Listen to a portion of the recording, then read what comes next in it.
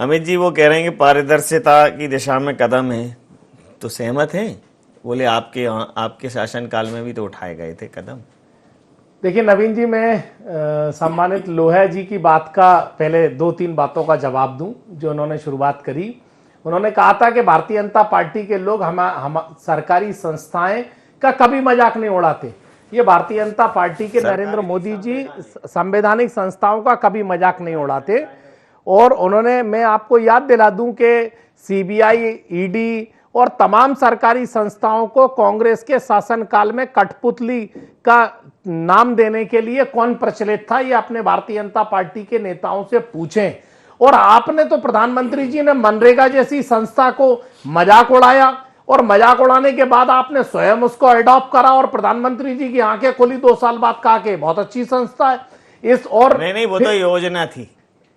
देखिए, आप कंफ्यूज बहुत कर रहे हो, कहीं संस्था। दूसरी बात, इन्होंने कहा कि स्वच्छता जैसा अभियान, तो माफ करिए, अगर ये वोटर चिन्हित का काम जो चुनाव आयोग का अगर स्वच्छता जैसा हो गया कि आपके मंत्री विधायक आए, एक दिन आपने बस झाड़ू लगाई, फोटो खिंचाए और चले गए, तो इसका बेड़ागर्क हो जाएगा अगर ये उदाहरण है तो।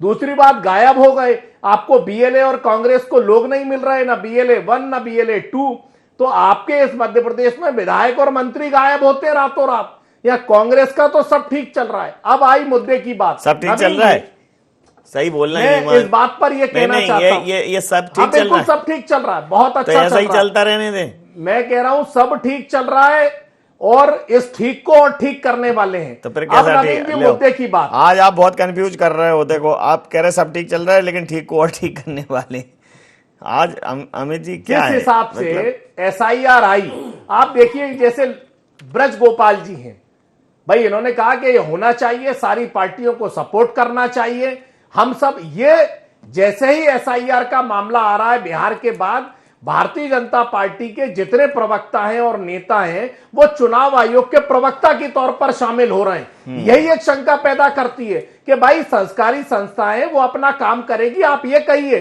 कि सारे राजनीतिक दलों को इसमें सहयोग करना चाहिए, तो कांग्रेस भी सहयोग कर रही है। और फिर कहते हैं ना कहीं दाल में कुछ काला है, तो बिहार में दाल में काले में सबूत मिले।